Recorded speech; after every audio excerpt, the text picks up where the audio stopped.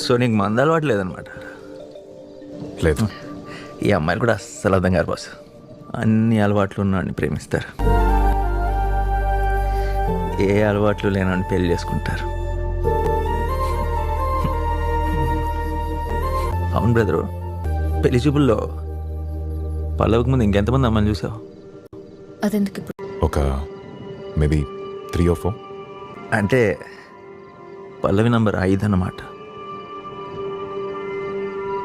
మిగతా అమ్మాయిలో ఇంకెవ్వరు నీకు సెట్ అయినా పల్లవి నీ లైఫ్లో ఉండేది కాదు. పల్లవి నీకు ఆప్షనే తప్ప చాయిస్ కాదు. కానీ నేను అలా కాదు కదా బ్రదర్.